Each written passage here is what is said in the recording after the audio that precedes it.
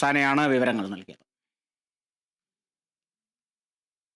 ജമ്മുകാശ്മീരിലെ ബാരാമുള്ളയിൽ 2 ഭീകരരെ സൈന്യം വധിച്ചു. ഉറി മേഖലയിൽ അതിർത്തിയിൽ നുഴഞ്ഞു കയറാൻ ശ്രമിക്കുന്നതിനിടെയാണ് ഭീകരരെ വധിച്ചത്. പ്രദേശത്ത് ഏറ്റുമുട്ടൽ തുടരുകയാണെന്ന് സൈന്യം അറിയിച്ചു. ആന്റണി ജിസ് ജോർജ് ഉണ്ട് വിവരങ്ങളുമായി.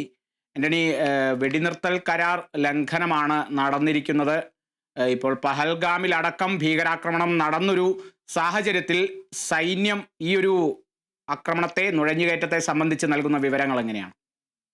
തീർച്ചയായും രാജ്യത്തെ നടുക്കിയ അല്ലെങ്കിൽ ലോകത്തെ നടുക്കിയ വലിയൊരു ഭീകരാക്രമണം, അതിന് പിന്നാലെ വീണ്ടും ഈ ഭീകരർ അതിർത്തിയിലൂടെ ഇന്ത്യയിലേക്ക് കടന്നു കയറാൻ ശ്രമിക്കുന്ന ഒരു സംഭവം ഉണ്ടായിരിക്കുന്നു. അത് ഈ ബാരാമുള്ളയിലെ ഉറി മേഖലയിലാണ്. ഏതായാലും സൈന്യം അത് ചെറുത്ത് തോൽപ്പിച്ചിരിക്കുന്നു. 3 പേരോളമാണ് കയറാൻ ശ്രമിച്ചതെന്നുള്ളതാണ് സൈന്യം അറിയിക്കുന്നത്. ഇതിൽ 2 ഭീകരരെ നിലവിൽ വധിച്ചിട്ടുണ്ട്. പ്രദേശത്ത് ഏറ്റുമുട്ടൽ പുരോഗമിക്കുകയാണ് എന്നാണ് സൈന്യം ഔദ്യോഗികമായി ഇപ്പോൾ അറിയിക്കുന്നത്. ഏതായാലും 2 ഭീകരരെ ഉറി മേഖലയിൽ സൈന്യം വധിച്ചു എന്നുള്ളതാണ് ഇപ്പോൾ വരുന്ന ഏറ്റവും പ്രധാനപ്പെട്ട കാര്യം. ഏതായാലും ഈ അതിർത്തിയിലടക്കം ഈ കഴിഞ്ഞ കുറെ നാളുകളായി ഈ ഭീകരരുടെ നുഴഞ്ഞുകയറ്റവും അത് ചെറുക്കുന്ന സാഹചര്യവും ബാരാമുള്ളയിലടക്കം ഉണ്ട്. ഏതായാലും ഇന്നലെ ഈ പഹൽഗാമിലെ ആക്രമണത്തിന് പിന്നാലെ കാശ്മീരിൽ മുഴുവനായും ഈ സുരക്ഷ കൂടുതൽ ശക്തമാക്കിയിട്ടുണ്ട്. അതിന്റെ ഭാഗമായി അതിർത്തിയിലടക്കം കനത്ത സുരക്ഷയാണ് ഉള്ളത്. ഏതായാലും അതിന്റെ ഭാഗമായി കൂടിയാണ് ഈ ഭീകരർ നുഴഞ്ഞ് കയറാൻ ശ്രമിക്കുന്നതിനിടെ ഉണ്ടായ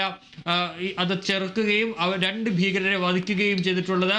സൈന്യം പറയുന്നത് 2 മുതൽ 3 പേർ വരെ ഉണ്ടായിരുന്നു ഈ നുഴഞ്ഞു കയറാനെന്നുള്ള കാര്യമാണ് പറയുന്നത്. ഏതായാലും അവിടെ ഏറ്റുമുട്ടൽ പുരോഗമിക്കുന്നു. അതിനിടയിലാണ് പാകിസ്ഥാന്റെ പ്രകോപനം വീണ്ടും അതിർത്തിയിലുണ്ടായി എന്നുള്ള വാർത്തകൾ കൂടി പുറത്തേക്ക് വരുന്നത്. അവിടെ പാനി മേഖലയിലാണ്, പൂഞ്ചിലെ പാനി മേഖലയിലാണ് അതിർത്തിയിൽ സൈന്യം ഈ പാക് സൈന്യം വെടിനിർത്തൽ കരാർ ലംഘിച്ചത് എന്നുള്ളതാണ്.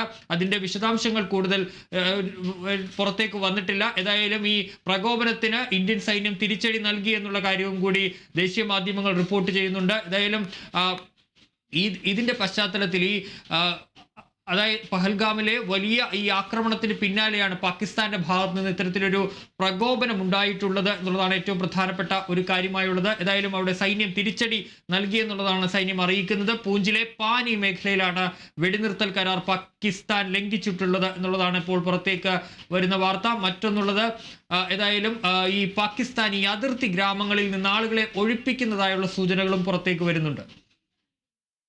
ശരി, ആന്റണി ജിസ് ജോർജ് ആണ് വിവരങ്ങൾ.